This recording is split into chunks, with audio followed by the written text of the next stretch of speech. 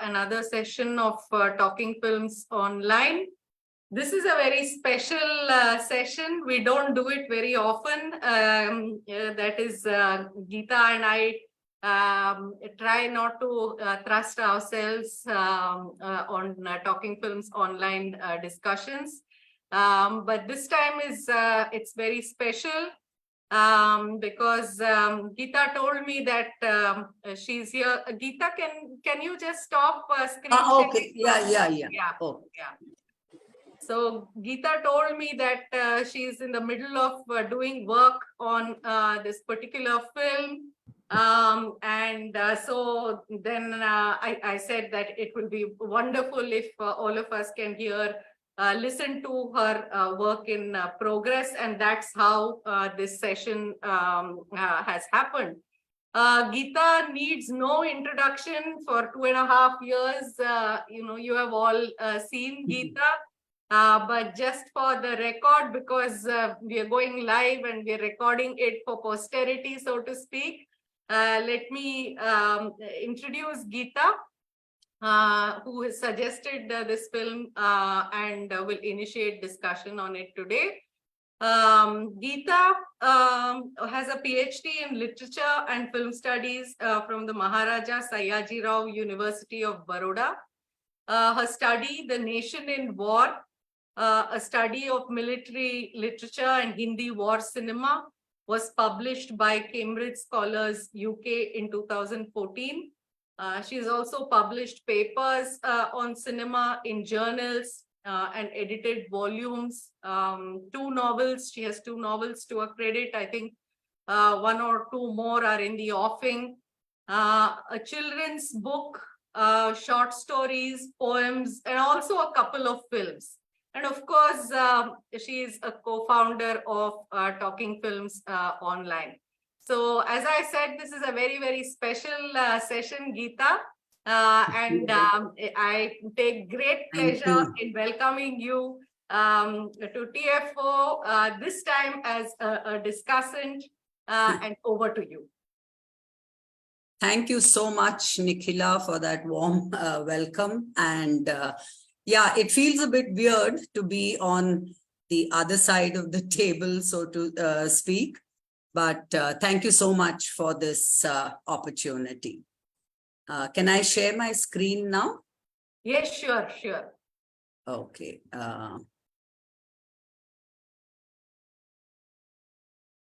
Yeah, so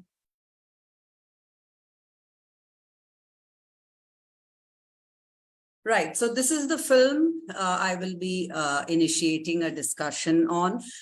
It's a film that I'm very fond of, and I hope you have also liked it. It's Gabrielle, a film by Patrice Chevaux, and Isabelle Hubert and Pascal Gregory play the 2 main protagonists. The film is based on Joseph Conrad's short story, The Return. It's not a particularly well-known story of his, and the story is, a longish short story. It's a 40-page short story.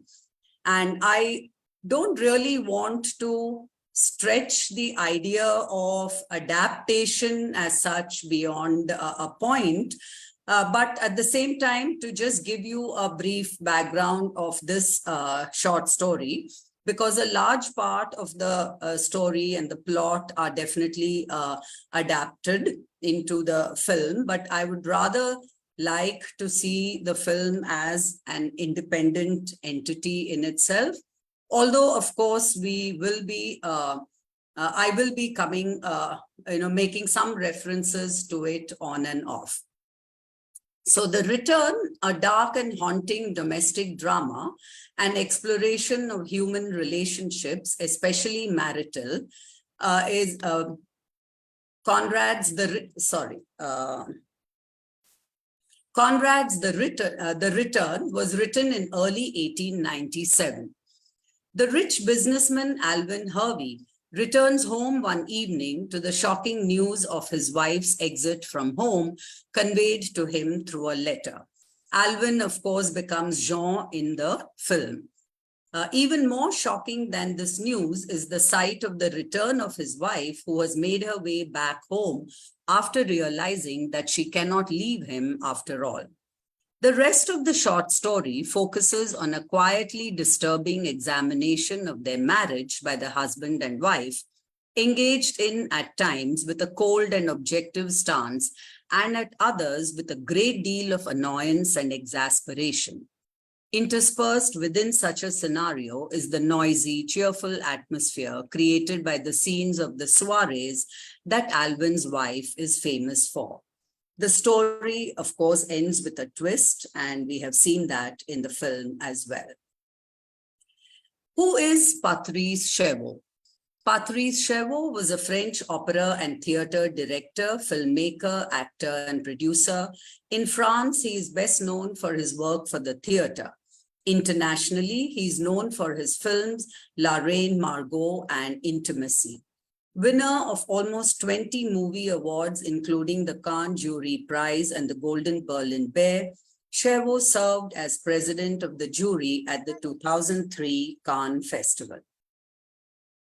Now, let me begin with what is called the point of view, because that kind of sets the tone for the film, and it begins just like in the short story with Jean's point of view, but then at the same time, as we will discuss later, there is also Gabrielle, who has ample space in the film, unlike in the story, to express her own self.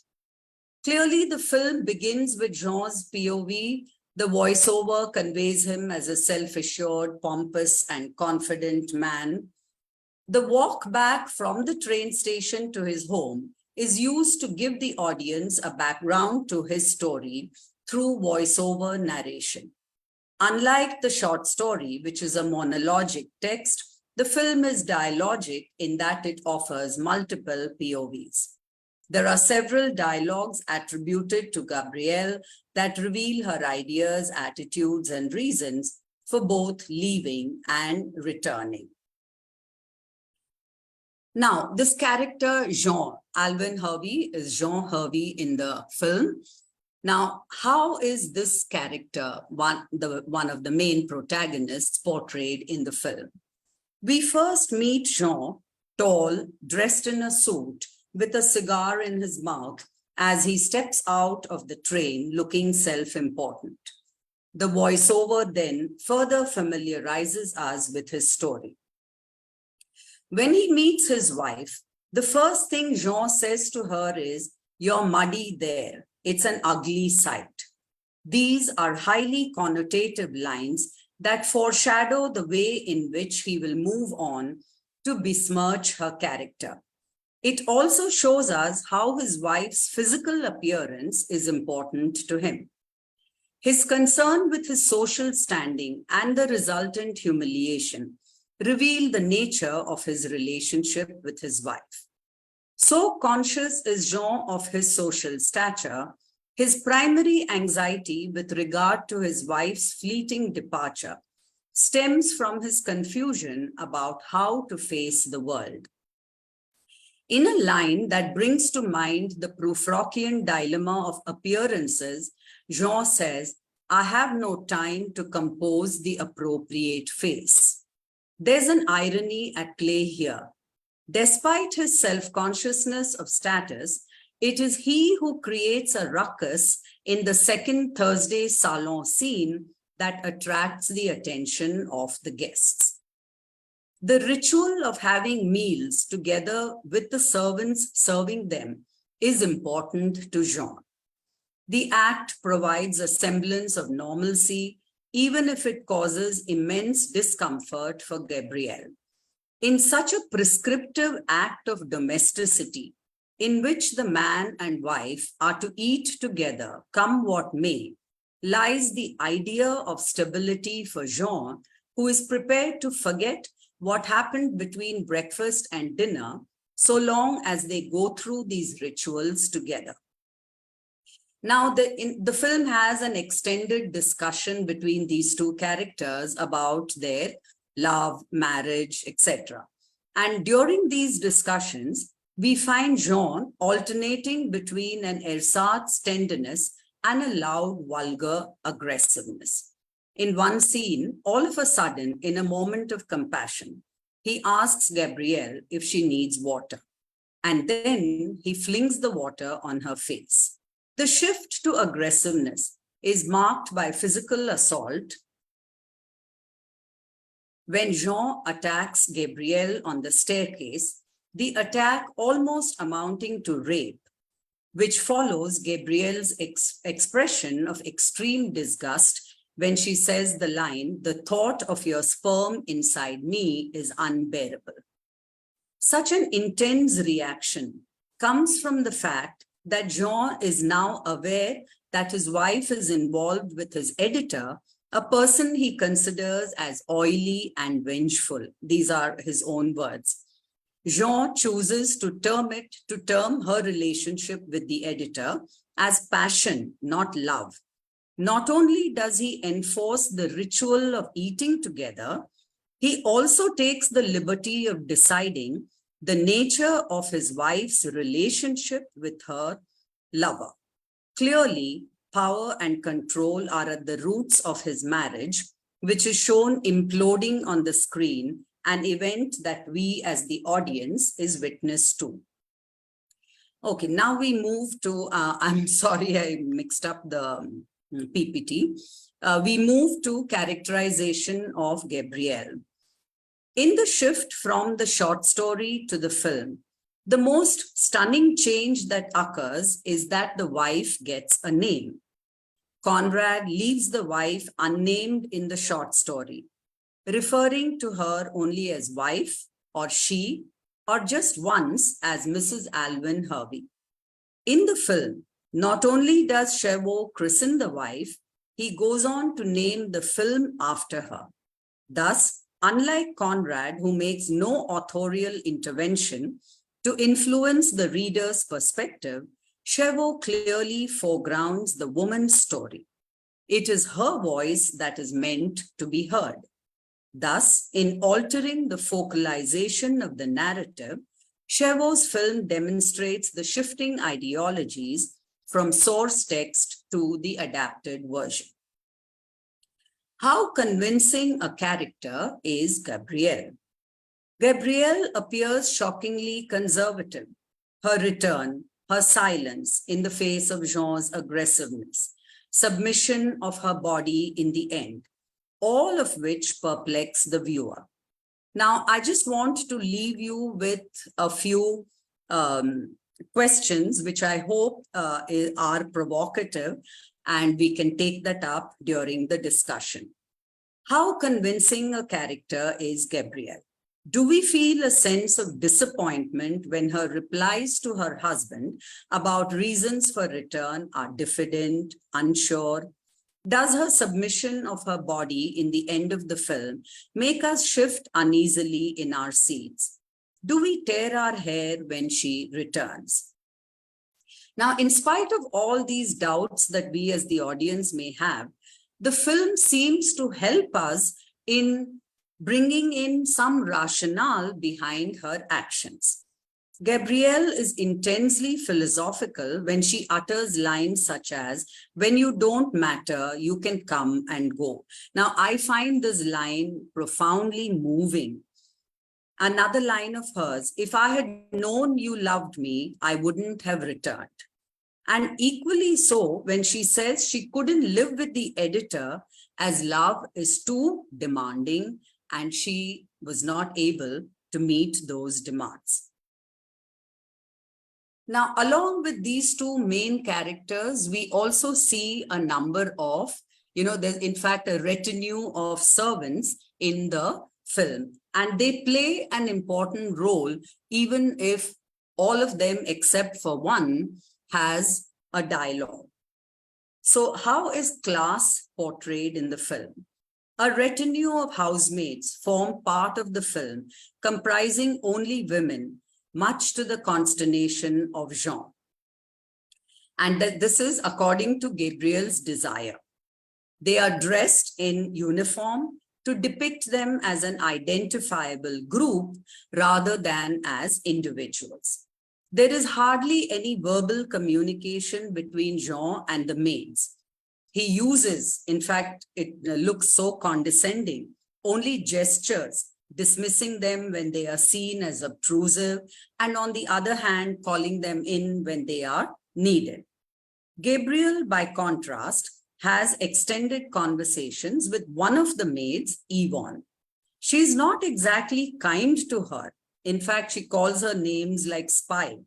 Still, she uses her as a sounding board, and there is a semblance of a sisterhood across class.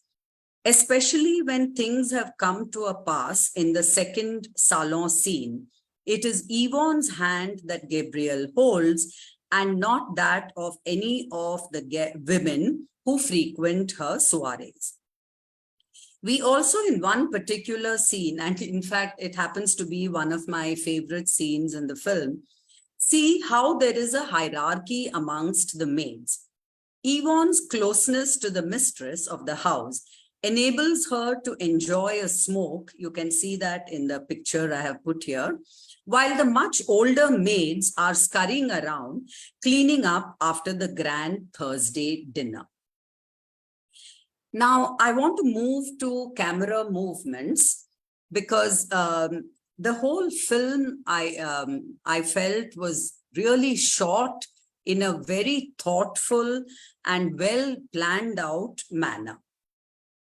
So quick camera movements and the screen filled with people right in the beginning of the film, I'm talking about the first scene, slow down to linger on characters until people are evacuated from the screen and the camera comes to rest on a single character, that is Jean. And it also maintains rigid unities of time and space and alternates between black and white and color. And color is used for the salon scenes. Now, when Gabrielle returns, we see only her back. The camera follows her up the stairs from behind. The director seems to be denying the audience the benefit of watching her face and the expressions as she returns. So the idea of shooting her from behind and watching her climbing up the stairs, I thought was an interesting way of adding to the mystique of the scene. And interestingly, Hubert plays the role of Emma Bovary in Chabrol's adaptation of Flaubert's novel, Madame Bovary. Thus, Hubert would carry with her the intertextual memory of her performance in Madame Bovary.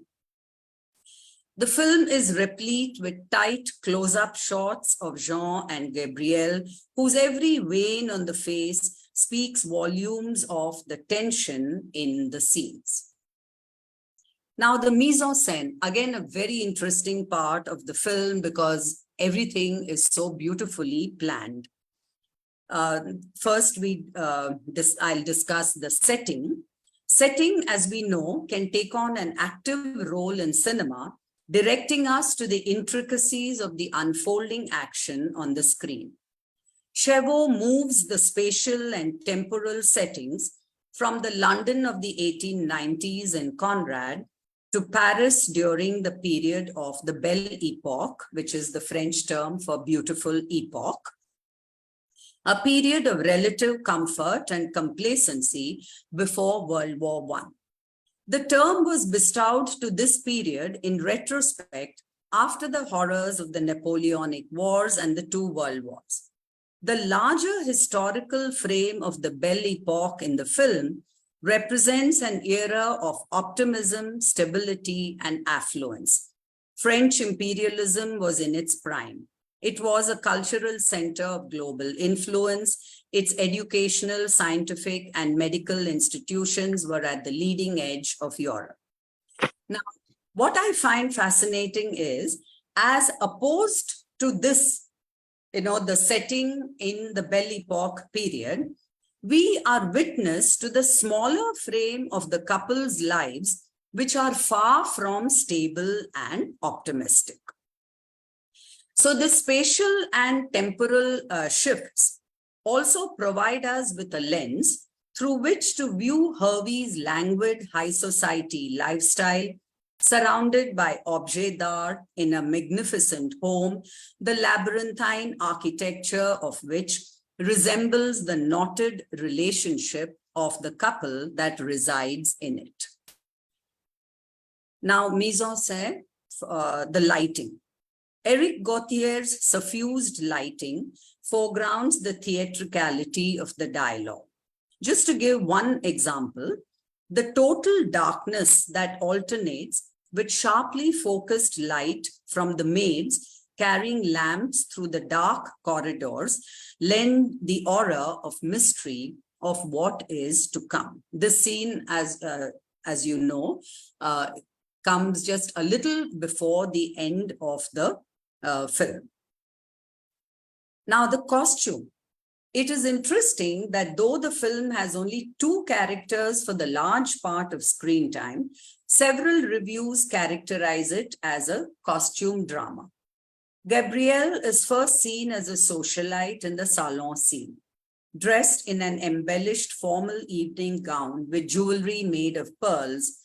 Her demeanor spells style and richness, establishing her as one married to a wealthy man.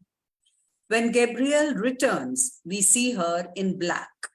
She's dressed like a widow in black, quite tellingly, with her head covered with a veiled hat.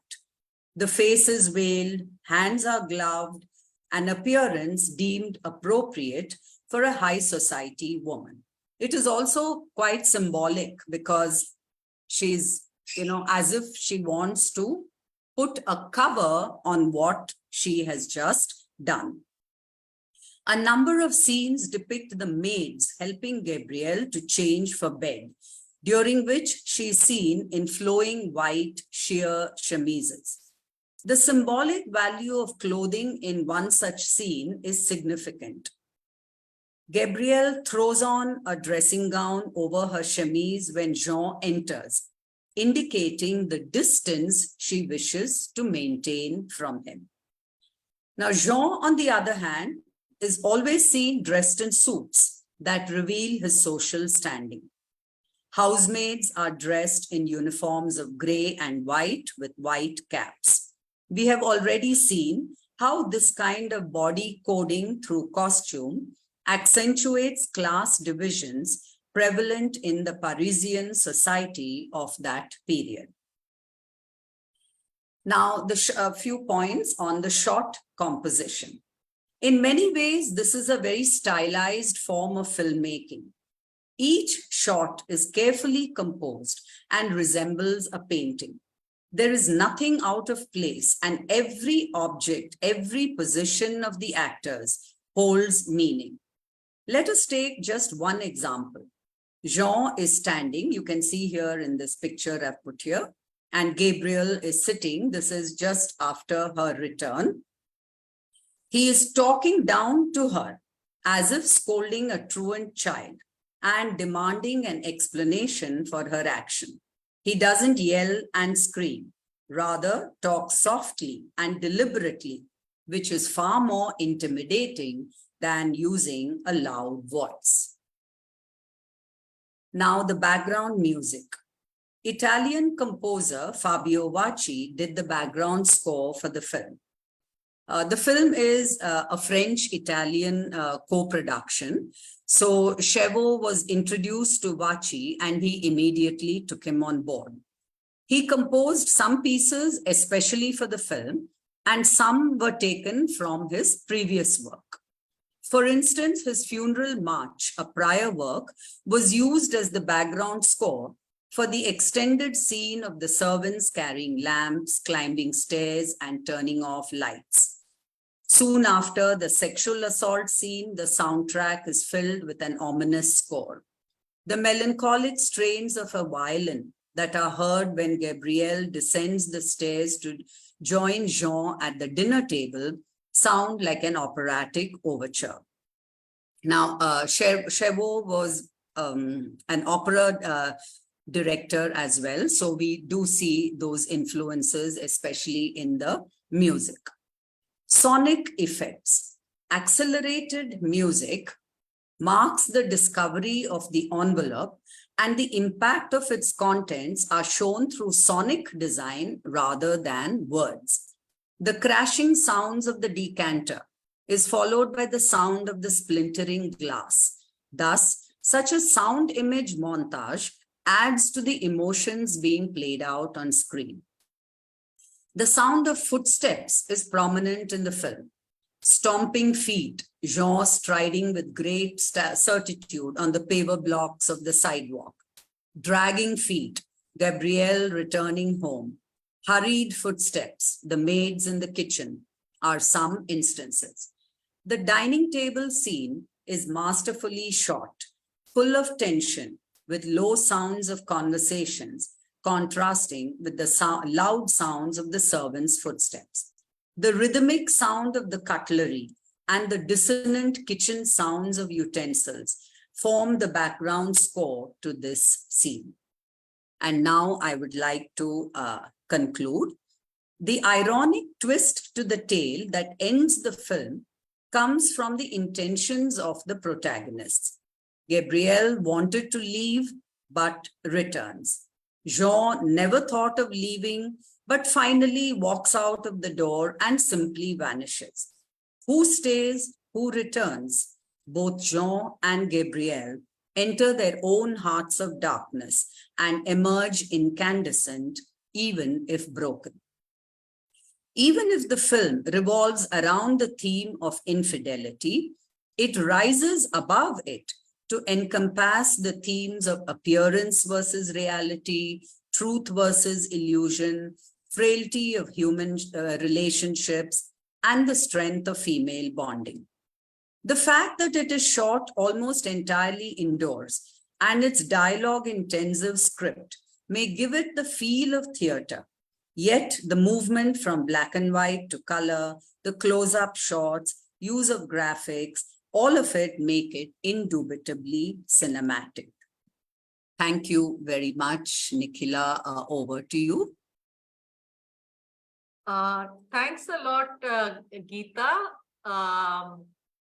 Yeah, thank you very much for this meticulous way in which you have offered us, made sense of the film. At least for me, it was quite a puzzling film. So maybe I will just start before I open it out, I'll just share my response to the film. Sure. It was a puzzling film for me for the most part, partly because of the design of the film, partly because you remember we have discussed films like Paroma and Anna Karenina, films that attempt to or feel the need to justify, or if not justify, to make sense of the actions of Anna or Paroma so the woman. So what is, why does she do what she does? I thought Gabrielle was quite stunning because it leaves this, I mean, it doesn't feel the need to explain anything to us. So she has gone and she has come back, and along with the husband, we also feel, okay, what is she up to? But she's not, she's not out there transparent, and she's not going to oblige you by, telling you everything. And there's nothing, there's no reason for her to tell him or tell us either. So what we gather, I mean, there is a certain way in which at one level we have to sift from his narration to her silences and the little bit that she's kind of giving us. So in between, some sense we make of what is happening. So we have to sift and see, what might be, but we're never sure.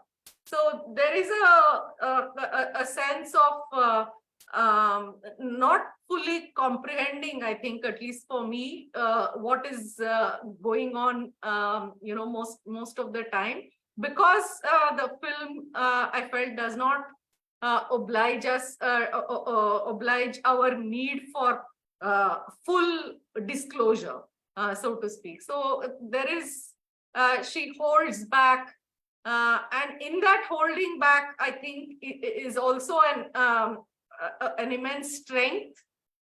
I will not subject myself to inquiry, a strength like that. So I thought all of that came out, very, very well in the film. The second aspect of the film is, as you said, it begins with a voiceover, like he knows his place in the world and everyone is there to do his bidding. To him, kind of completely losing control as, as Gabrielle comes into her own in the film, we begin to trust his voice less and less. So I thought that was also quite interesting. So this narrator and his control and authority, not only, as a character over his wife, but also his reliability as a narrator itself gets undermined, I thought, in the film. I'll stop at this point, but it's a film that really puzzled me. And I have not read the story, so I had nothing much to go by except what I was watching. So maybe it is, it requires another reading, another viewing to, kind of make somewhat more sense of things. Yeah, so I'll stop, and thank you for introducing the film, Gita. And anyone else? Yeah, and do you want to say anything, Gita, or we'll open it? Yeah, you can open it out. We could, come back to it. I just wanted to say, yeah, thanks for your response. And yes, it is definitely puzzling, but I thought that was also the intention, like you said, why, I mean, there is no need for her, in that sense to, like you use the word disclosure, like why disclose her intention? So, we are left wondering, why she does what she does. And beyond the point, somehow towards the end, all that we see is a kind of collapse, the whole that whole marriage which Jean had constructed with so much certitude, and how this one single action just, like it just collapsed in a matter of a few hours right in front of our eyes. So I thought that kind of brought out the not just the frailty of the relationship, but also the sheer arrogance of the man in imagining it as something that is forever. Thank you, Geeta. Anyone else would like to come in now to talk about the film? Please unmute yourself so I know that you want to speak.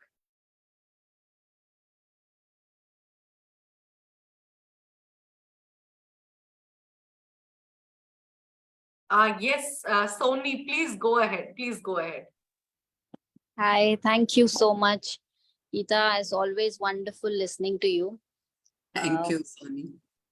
I have a question about the ethics of viewership here.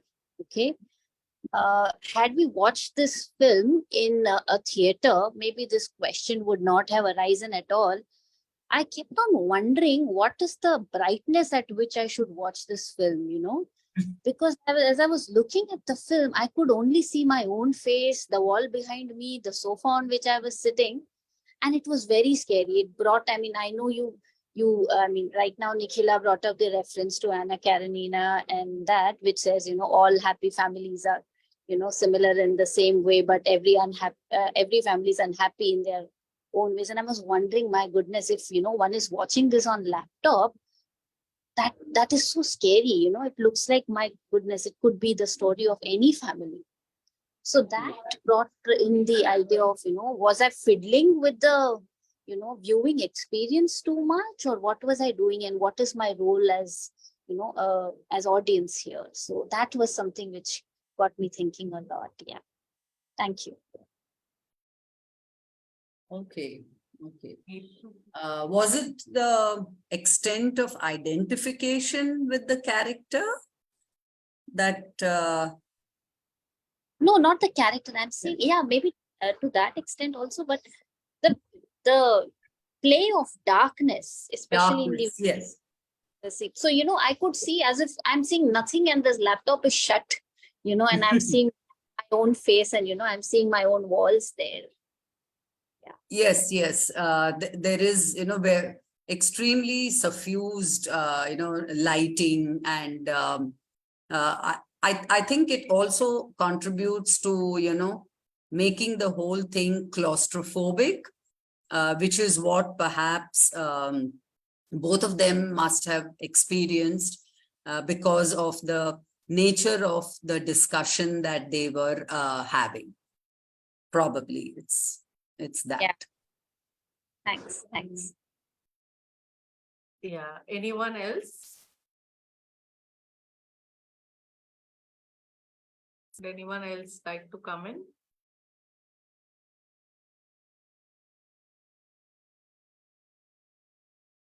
Yes, Sanjay, Yeah. please go ahead.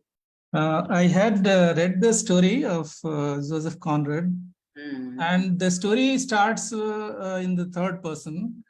The narrator is describing everything. Yeah. And then what happens that in the film, it starts with the first person. So when he comes out of the train station and he starts talking about himself, and he says that something like, I came early today because he took some other route, whatever. So I was wondering, like, then the third person, now the narration is first person. It is already in the short story that the husband dominates by the monologues, that there is hardly any conversation, that the replies, whatever interventions by the wife is very little, and she speaks a few words, hardly one sentence, unlike the husband who speaks more. And there is a lot of, and then third person narration is also there. So I was wondering that in the first person, again, will it make it more dominant, the character, the protagonist, the husband? So, but that doesn't happen, obviously, because there are a lot of other devices which are used. So, for example, when the wife, the Gabrielle, goes away from Jean to her own room, then that scene is almost of 13-14 minutes when she is talking to her Yvonne, her, I would say, confidant, like in the tragedies, Racinian tragedies, classical tragedies, there used to be confidants. Yes. With whom, like, main characters, they can share their inner feelings. So that's what she does. And that gives scope to her to express her own feelings, which she doesn't do while talking to Jean just before that.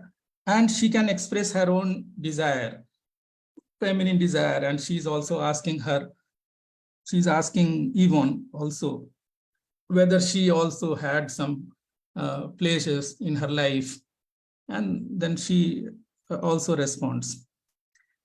So, and in the short story, or whether you call it long short story or novella, whatever term you give, because after all, it's around 40 pages. So they are married for 5 years. Yes, Here they are married for 10 years. Yes. So he says in the beginning that he's married for 10 years. Yeah. And the title also changes. So the return, for example, the title of the short story is The Return. So first of all, that he is returning from his workplace. The wife who has, Gabrielle, he has written the letter, and then she comes back. That duration is also mentioned. So you're quite right that there is unity of place, time, and action. She asks, in fact, that is probably for the audience to inform. She asks, when did I leave? And Yvonne says that 3:30. When did I come? 7 o'clock. So you can see that 3.5 hours duration is there. Whereas the Jean comes much later. So even it will be less than that. So the return is the return of the husband, Jean. And there in the short story, it is, in the short story, it is Alvin Hervey. And then the return of the wife. And the last sentence is the same in the film and the short story, the same. He never returns. He never returns. So ironically, the return is the title and he never returns because he leaves. So what happens that in the film, there is more scope for the audience to know at least some of the inner thoughts of the female character, protagonist, Gabrielle, which is not there in the short story. So I thought that's very innovative, and it gives equal opportunity to both the protagonists to at least express themselves. And a lot of things like the monological dominance, which you already talked about, becomes dialogical because there is salon. This Thursday, every Thursday they are meeting at his place and they are discussing. So which is not there in the short story at all. This is typically invented by the filmmaker. So that's very innovative because through their conversations, you can know a lot of things which the narrator doesn't have to inform. So the medium of the film as being different has quite skillfully been used to present the points of view, different points of view of the characters. So, and obviously, and I would also like to thank for your wonderful presentation, quite well researched, and I really liked it. Thank you very much. Thank you, Sanjay. Okay, anyone else would like to come in now?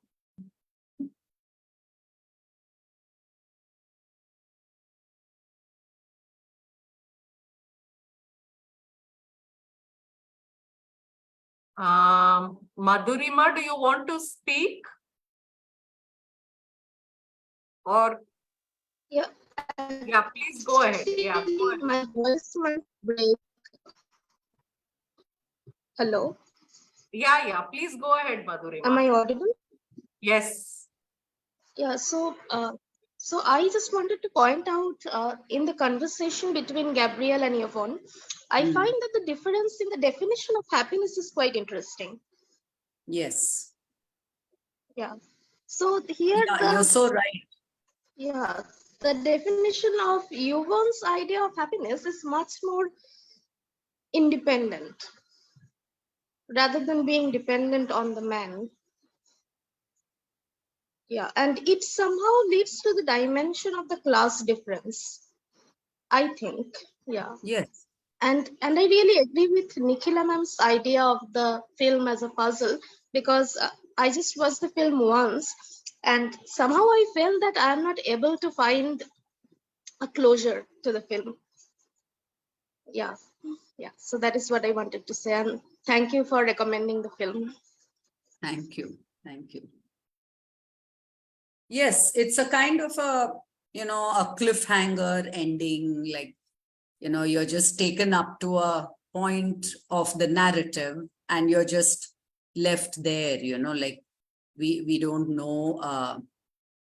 In fact, just like there is something called a narrative beginning in media res, here it seems to be ending in a kind of in media res, like we don't know how Gabrielle is going to sustain herself and her lifestyle after the exit of her husband, what she's going to do, nothing. I mean, it just, it's a marriage that collapses and finished, that's where it ends. So, so that I, in fact, that is what I thought was very interesting about the film too. It is a puzzle, but puzzles are always, intriguing and thought-provoking. Lakshmi has something to say. Lakshmi, do you want to make your point speaking, or will you be able to say what you've written on the chat box?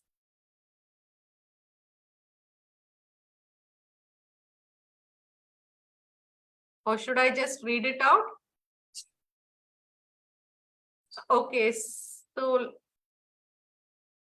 I was just thinking, Lakshmi says, why in Western movies, fidelity and faithfulness in marriage are so central to the institution of marriage. Great, unbelievably perfect fairy tale like loves, and then the inevitable instances or events of infidelity leading to total collapses. Total adoration and love take not much time to turn into indifference. These doubts are perhaps owing to my lack of, okay. Yeah, so Gita, you want to respond to this? To her observation? Yeah. I'm not so sure of about what to say. A great, unbelievably perfect fairy tale like loves, and then the inevitable instances. Fidelity and faithfulness in marriage, not necessarily only in Western movies. I think they are, quite a few Indian films also deal with these themes. Then even if you look at Wong Kar-wai and some of these other, Asian filmmakers, it's definitely a part of their oeuvre. But I don't know. I mean, I don't know what to say beyond this. I think there's one more comment, Suchita Krishna Prasad. Yeah, Suchita says just thanks for unfolding so lucidly the intriguing portrayal of the dynamics behind an apparently silent disquiet. I just wanted to ask, I mean, somebody mentioned, I think Madhurima it was, who mentioned the man's, Jean's going away. I was wondering why he goes away. I mean, it was from the way I saw it, it was like someone who did not think that love mattered. And I don't know if this will also address Vijay Lakshmi's question. So someone who did not think love mattered, it is Gabrielle's coldness in the end that he cannot take. Is that why he returns? I mean, he goes away and does not return. So it is I mean, if we think of marriage as a contractual relationship, as it is in the Western context, the contract between the two individuals, once it collapses, the institution too would, or at least the marriage, as far as the two are concerned, that too would collapse.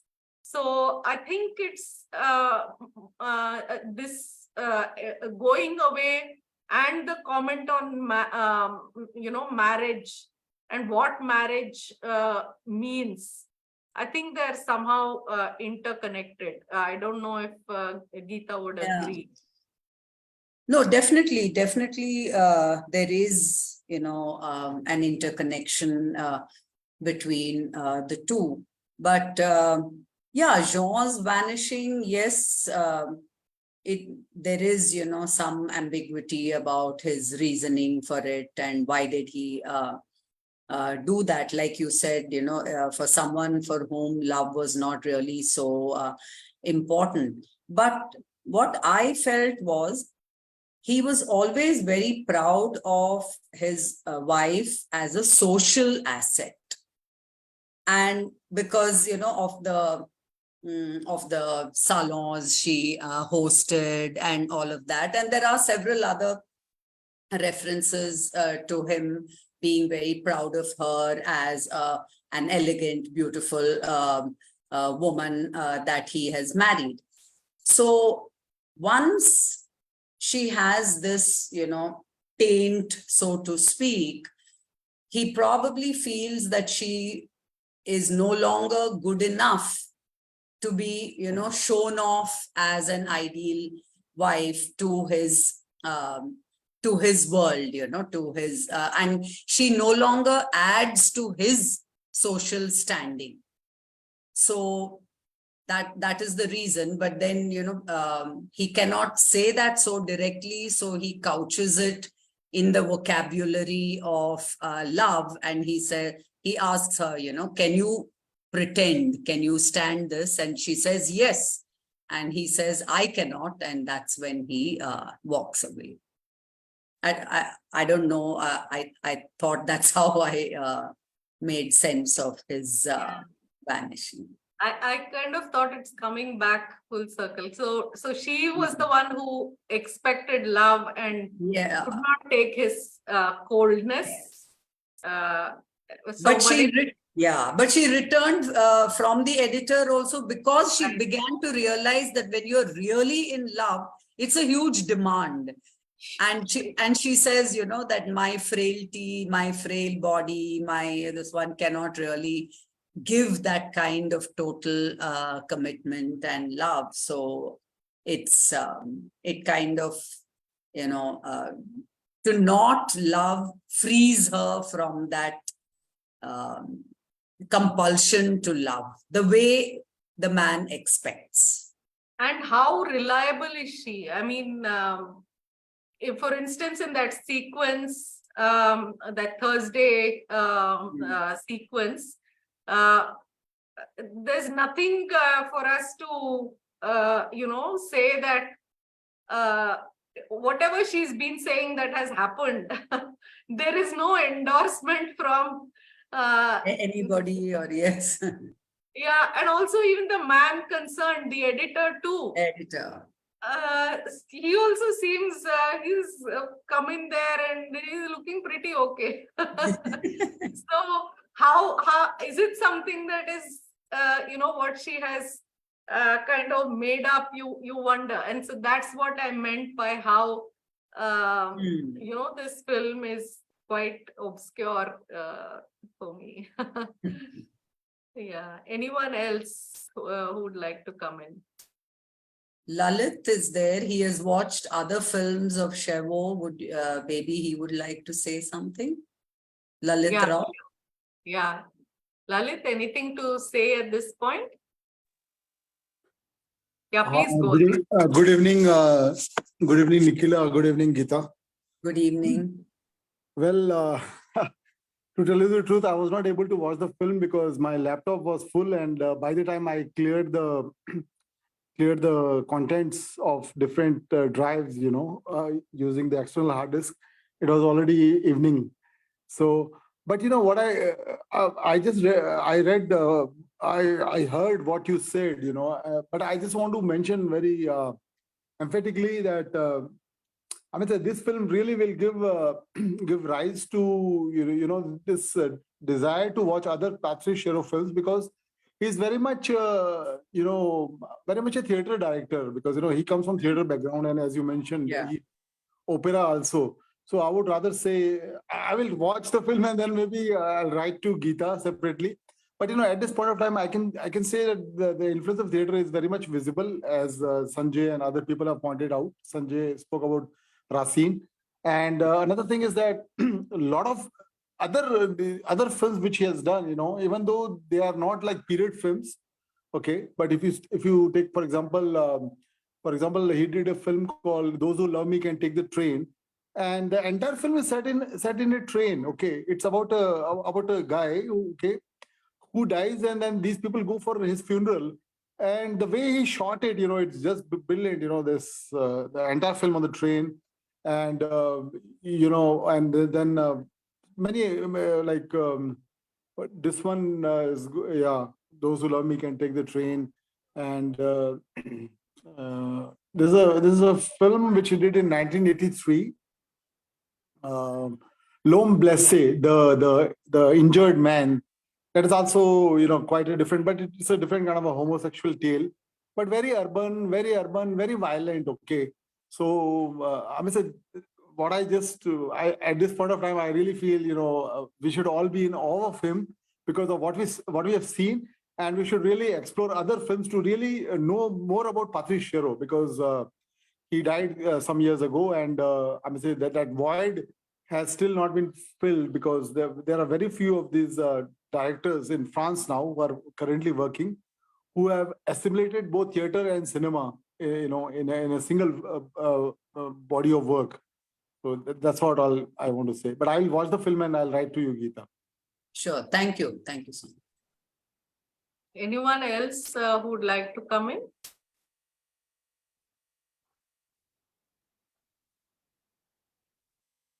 Yeah, Nikhila, this is. Yes, please go ahead, Sanjay. Yeah. I would just like to, I will try to explain why he leaves, because since I read this wonderful article by Carlo Ginzburg, the Italian historian, who talks about the bond of shame. That is also the title of his article, The Bond of Shame. And he claims that the bond of shame is larger than the bond of love, stronger than the bond of love.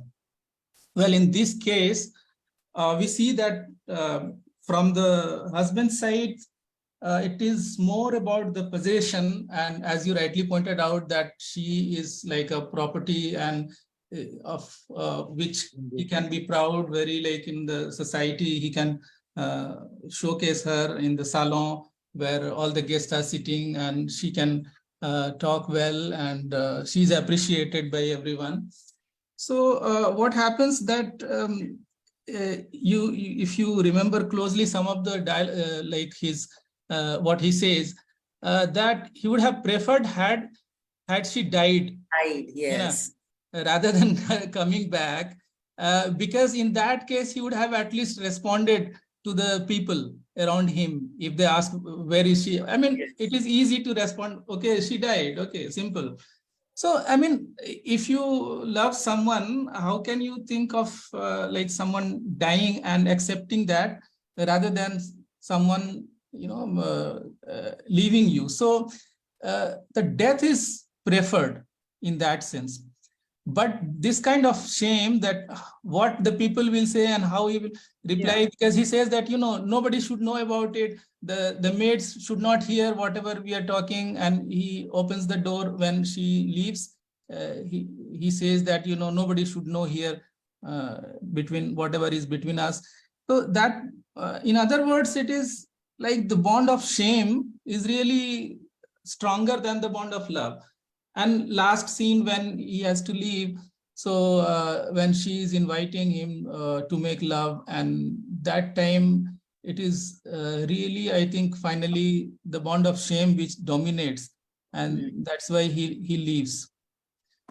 So it has its own force, and I mean, it is obvious, because he says it doesn't matter if she dies. is fine. I can at least reply to the people, but how would I say that she has left me?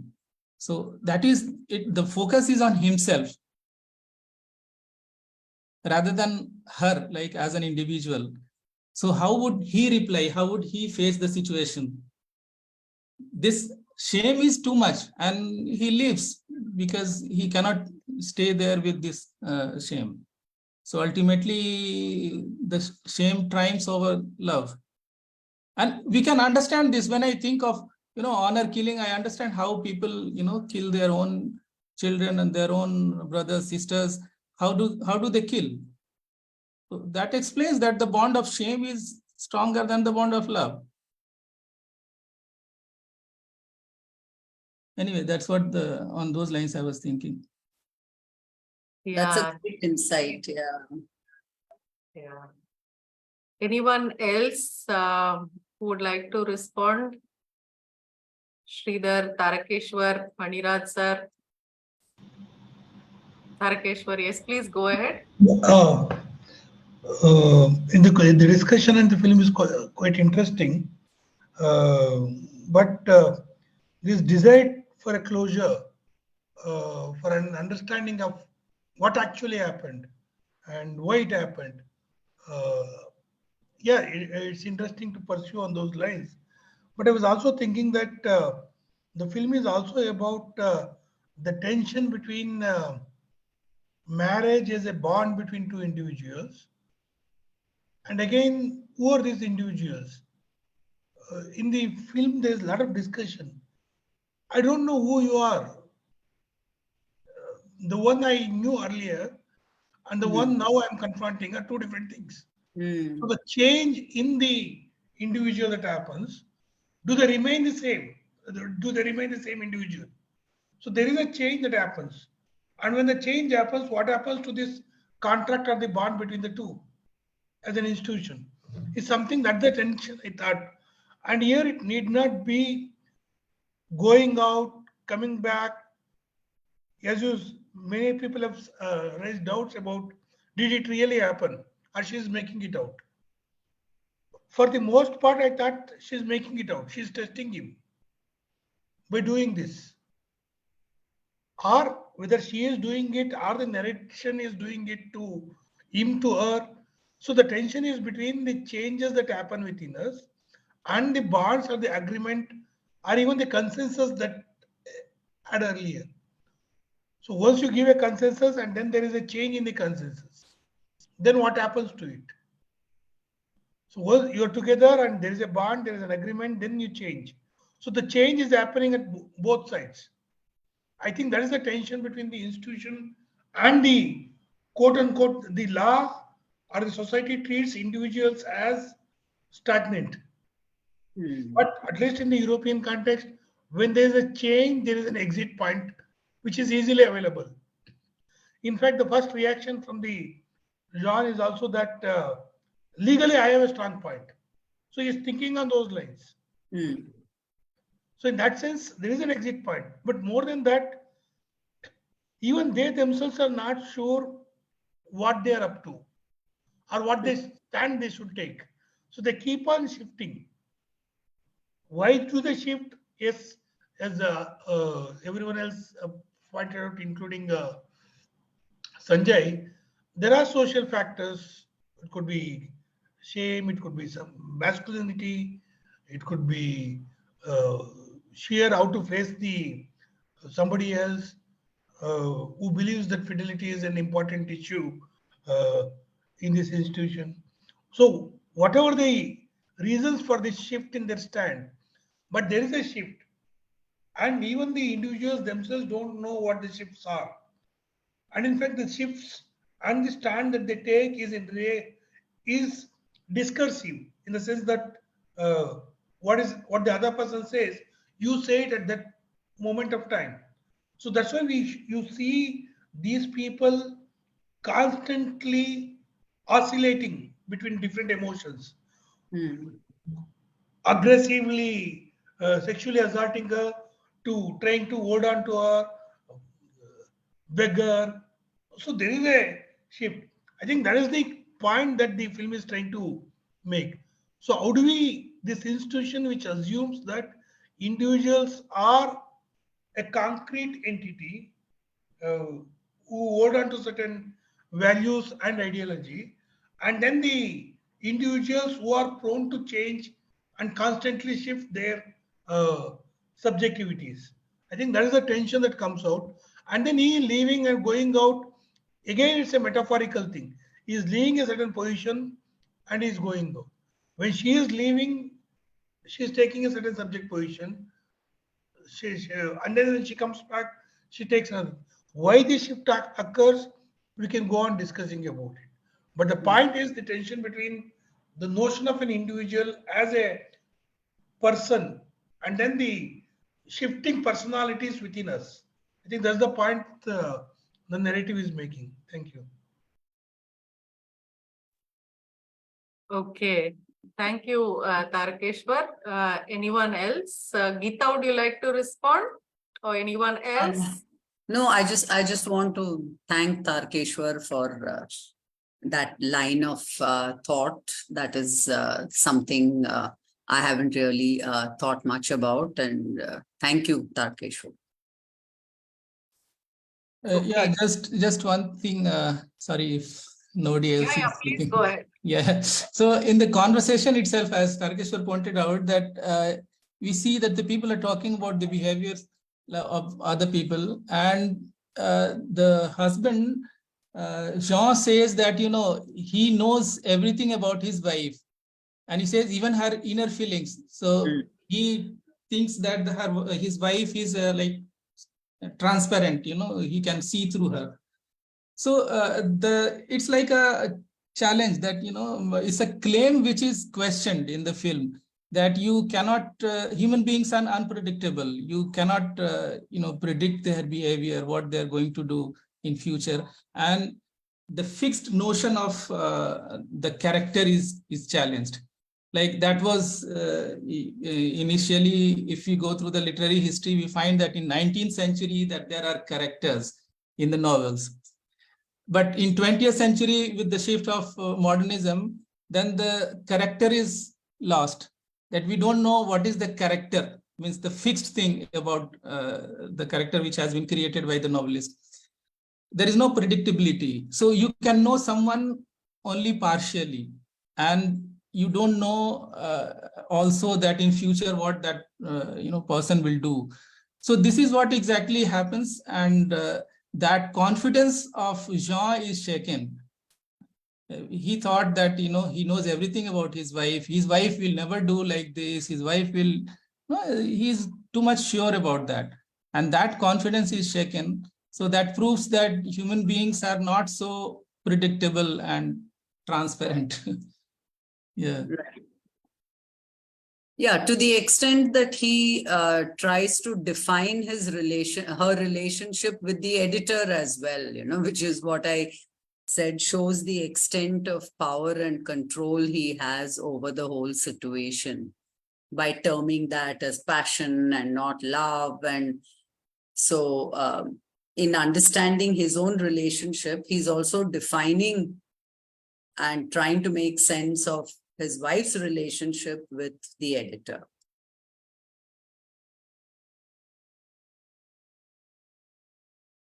Yeah, I think Lalit Rao has put up the names of the other films now by this filmmaker. Oh, okay. Okay. Anyone else? Would anyone else like to come in now? So I actually just wanted to talk about the unreliability of Gabrielle that Nikhila ma'am was actually talking about, and how Sir talks about the change in the characters. So I hope I'm audible. Yes, you are. Please go ahead.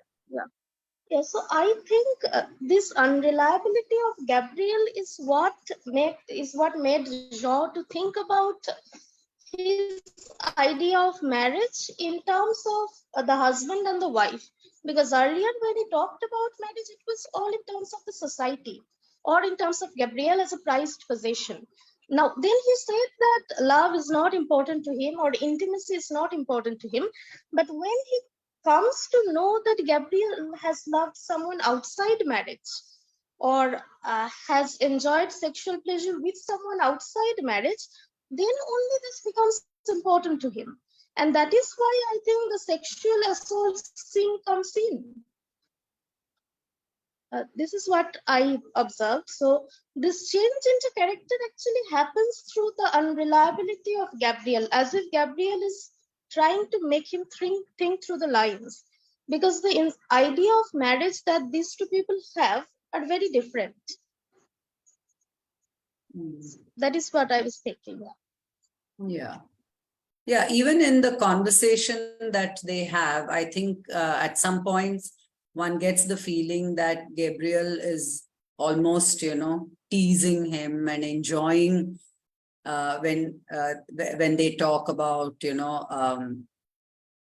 when Jean asks her quite directly, like, do you enjoy sex with the editor? And she says yes. So it's almost like she wants to, make him feel inadequate. And that's when, like you said, he realizes the importance of this other aspect of marriage, apart from the social status aspect. Yeah. Anyone else? Okay. If there is no one else who wants to come in, thanks, Gita. Thank you for giving us this wonderful film to watch this week, and also throwing open so many different issues related to the film in your opening PowerPoint presentation. Thanks everyone for joining the discussion this evening. I think it's been, there's been food for thought, but there's also so much more. I think after this discussion that we want to go back and watch the film again. There's a question. Okay. Oh, sorry. Basav says, is there a difference in the reception of the short story and the film? Gita or Sanjay? Yeah, the short story is not really, one of Conrad's well-known stories. And Conrad himself says for some reason he found it extremely difficult to write this story. So not many people are even aware of this story. Whereas I think the film is definitely, better known than the story. At least this is what I know. Probably Sanjay or Lalit may know. Yeah, the short story, like initially it was difficult to publish also when he was trying to get it published. Yes. It was very difficult. And then he was very frustrated, and the remarks which you have read is during his frustration, that so he felt that he put so much labor into it, and then finally it was not appreciated. And then he also started thinking that, well, I tried, but it seems it's not so successful. So in a such a way, but I think that once, after some time it was appreciated, and particularly then I think that he also started feeling that, no, after all, it was not that bad. So he had some satisfaction later on. So, I also asked this because the short story is for British society, right? It's a different yes, society. and yes. Whereas France is so the sensibilities and the marriage as an institution, fidelity, etc., is drastically different in these two societies. Yeah, exactly. And that short story, like when the critics said that, it's typically, if you read in some of the articles, even in Guardian also, it says that it was typically written for British society. Then the question of adaptation comes. Then when you put it in France, then, how does it change? So initially it was thought of something typically British. After all, like Joseph Conrad was an outsider. He was Polish, and then he lived in Britain, and then, but the short story was known for its language particularly. Yes. As Joseph Conrad is very much appreciated, otherwise also for his command of English, because I think for 19 years, he didn't speak any English. I think he learned it much later. And then he wrote his novels. So because of that, and through the language, he tried to create, the certain images, which was a bit easier to do it in the film.